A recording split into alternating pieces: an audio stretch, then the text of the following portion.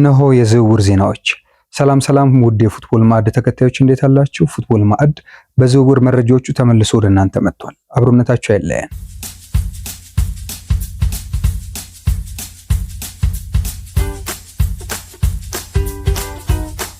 በዝውውር መረጃችን በቅድሚያ የምናገኘው አርሰናልን ነው። አርሰናል ስሙ ከኢዜ ጋር ተያይዟል። የሰሜን ለንደኑ ክለብ አርሰናል ከክሪስታል ፓላስ ኤብሪቼ ኤዜን የማዘዋወር ፍላጎት አላቸው ተብሏል። በዚህ ተጫዋች ዙሪያ ከሰሜን ለንደን ተቀናቃኛቸው ቶተንሃም ጋር የጨረታ ፉክክር ውስጥ ይገባሉ ተብሎም ይጠበቃል። የ26 ዓመቱ ኢዜ አርሰናል በክረምቱ ሊያዘዋውረው ካሰበው የማድሪዱ ሮድሪጎ በዋጋ ስለሚያንስ የተሻለ አማራጭ ሆኖላቸዋል ሲል የዘገቡት ዘሰንና ቶክ ስፖርት ናቸው።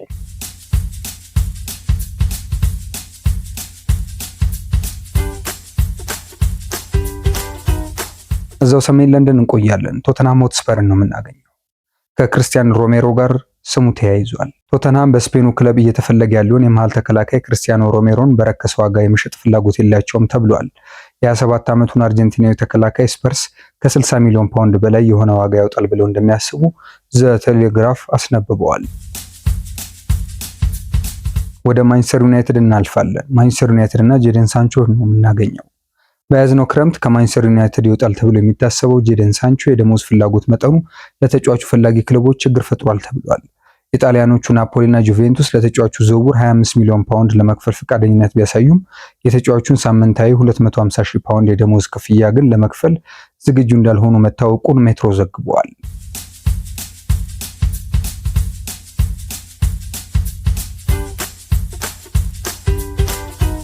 ሊቨርፑል የፕሪሚየር ሊጉ ሻምፒዮን ሊቨርፑል የ24 ዓመቱን እንግሊዛዊ የመሃል ሜዳ ተከላካይ ማርክ ጌሂን ከክሪስታል ፓላስ ለማዘዋወር ንግግር መጀመሩ ተሰምቷል። የፓላሱን አምበል በርከት ያሉ ክለቦች ለማዘዋወር ፍላጎታቸውን ቢያሳዩም የእርሱ ምርጫ ግን ቀያዮቹን መቀላቀል ነው ተብሏል። የቲም ቶክ ስፖርት ዘገባ ነው። በሌላ በኩል ሊቨርፑል ሜሎስ ኬርኬዝን ከበርንማውዝ በማስፈረም የግራ መስመርን ቦታውን ማጠናከሩ ይታወቃል። ሃንጋሪያዊ ተጫዋች ሜሎስ ኬርኬዝ ከቡድኑ የማጥቃት እንቅስቃሴ ውስጥ ሲሳተፍ ሚናውን በተለየ ኃይል መወጣት ይችላል ተብሏል። ባለፈው ዓመት ለበርንማውዝ ሁሉን የሊግ ጨዋታዎች ያደረገው ተጫዋቹ ከጨዋታ መጀመሪያ እስከ መጨረሻ ደቂቃ ያለ ድካም በሚያደርገው ሩጫው ይታወቃል። ሜሎስ ኬርኬዝ ያገኛቸውን አጋጣሚዎች ሁሉ ወደ ተጋጣሚ ግብ ክልል ይዞ መሮጥ የሚፈልግ አይነተኛ ተጫዋች መሆኑም ይነሳል። ኬርኬዝ የቡድኑን ማጥቃት እንቅስቃሴ ማገዝ ቢያስደስተውም የተሰጠውን የመከላከል ስራ በቁም ነገር የሚያመለክት ተጫዋች ነው ተብሎለታል። ተጫዋቹ በቀድሞ ክለቡ ሙሉ ጨዋታውን የተጋጣሚውን የክንፍ ተጫዋቾች ያለማዘናጋት ጠብቆ በመያዝም እንደሚታወቅ መረጃዎች ያሳያሉ። በተጨማሪም ቡድኑ ኳስ ሲቀማ ተጋጣሚው ኳስ መስርቶ እንዳይጫወት በማደናቀፍ መልሶ ለማግኘት የሚያደርገው የማጥቃት ጫና ለሊቨርፑል ተጋጣሚውን ለማቆም ያግዟል ተብሎም ይጠበቃል። እንዲሁም ተጫዋቹ አብዶ በመስራትና በአየር ላይ ኳሶች የማሸነፍ ብቃቱ ጥሩ ደረጃ ላይ እንደሚገኝ ይነሳል። ኬርኬዝ እስካሁን ባለው የእግር ኳስ ሕይወቱ ከባድ የሚባል ጉዳት አጋጥሞት እንደማያውቅም መነሳቱ አንዱ ለሊቨርፑል የሚያስገኘው ጥቅም መሆኑ ተገልጿል።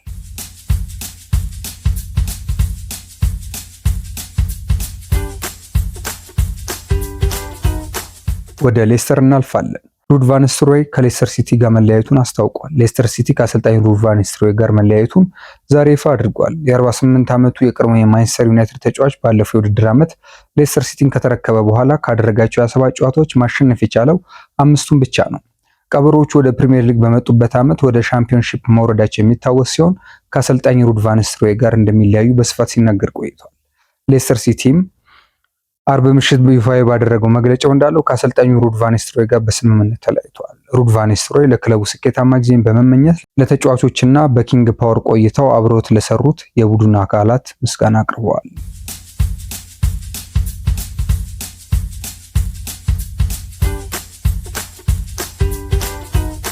ወደ ብሬንትፎርድ ሹመት ነው የምናልፈው።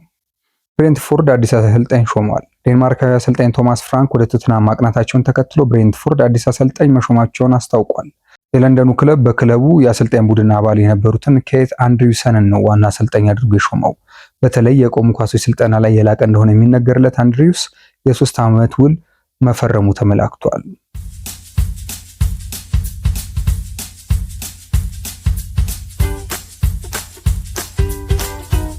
ወደ መርሲሳይድ ሄደን ኤቨርተንን እናገኛለን። የመርሲሳይዱ ክለብ ኤቨርተን የመሃል ተከላካይ ጃራድ ብራንዝዌት ኮንትራትን ለተጨማሪ ዓመታት ለማራዘም መቃረቡ ተገልጿል። በክለቡ እስከ 2027 የሚያቆይ ውል ያለው ተጫዋቹ አዲስ የረጅም ጊዜ ኮንትራት ለመፈረም መቃረቡ ተነግሯል። የ23 ዓመቱ ተጫዋች ብራንዝዌት ባለፈው ዓመት ከማንቸስተር ዩናይትድ ጥያቄ ቀርቦለት ኤቨርተን ውድቅ ማድረጉ አይዘነጋም።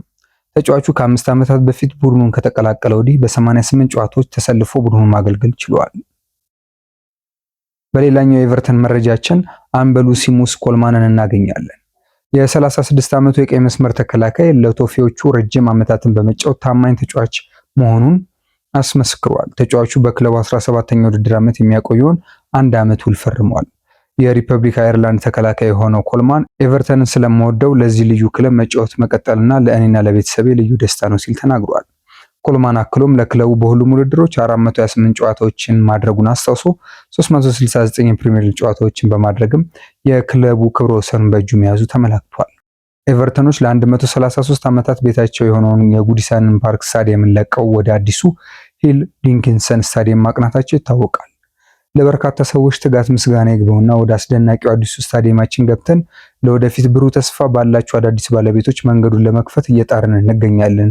የዚህ አካል መሆን እፈልጋለሁ ሲል ኮልማን በአስተያየቱ ተናግሯል።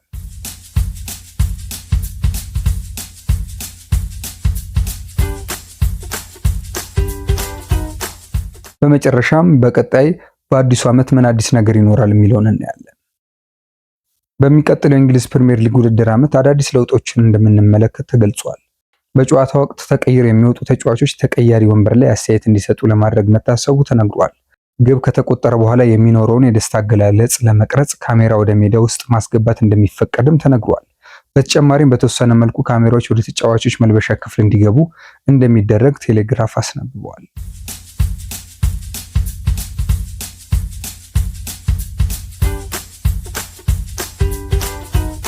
ውድ ተመልካቾች ከፉትቦል ማዕድ የያዝናቸው መረጃዎች እነዚህን ይመስላሉ።